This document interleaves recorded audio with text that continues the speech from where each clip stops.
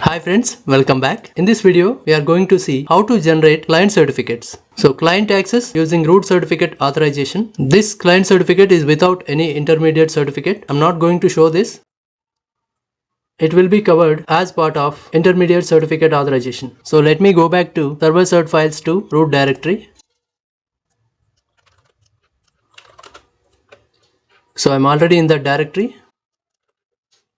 Create an encrypted private key and a certificate signing request for an intermediate certificate that is to be used for signing client certificates. These are the same steps that I have copied. Enter the passphrase. So this is the new private key stored here inside clients ca.key, and the signing request is stored inside reqs directory with name of client signing CSR. Create the intermediate certificate to be used for client certificate signing.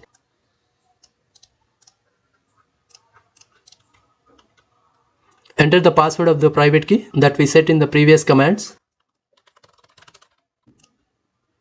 Save the intermediate certificate as the certificate authority for the client certificate. Within the client's directory, create an extension file for the client certificate, cd client.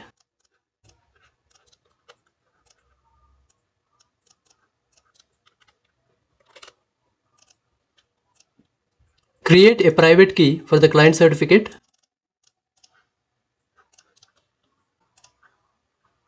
Create a certificate signing request for the client certificate. This is an important step. The signing request is based on the private key, which is client_user.key, and the username associated with the certificate is specified as client user. Here we have to use the Couchbase cluster user. For example,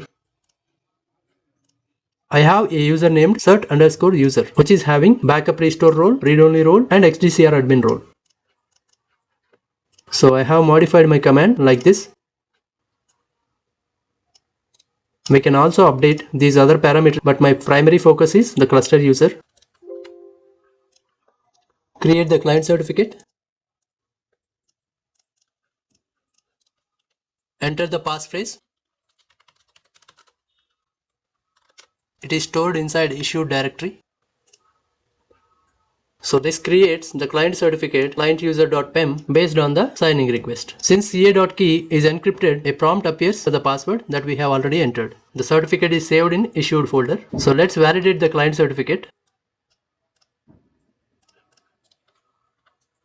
We can see OK message. Concatenate the issued client certificate with the client intermediate certificate to establish chain of authority.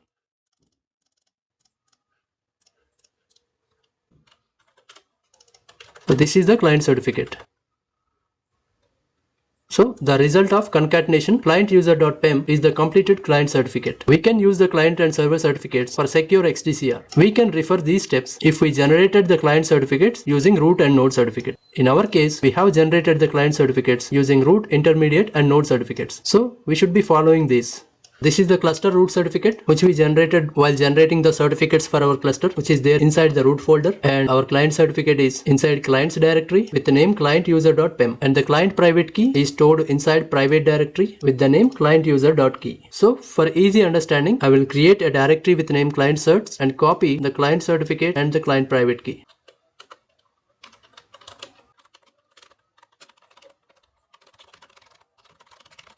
I'm copying client_user.pem into this directory. Also, I'm copying the private key into this directory. So when we want to configure fully secure XDCR, we need client certificate and client private key. So that is the reason I have copied only these two things. Let me cat client certificate and client private key. This part is only private key and this part is client certificate. In the next video, I will be configuring fully secure XDCR using client certificate. Thanks for your time. See you in the next lecture.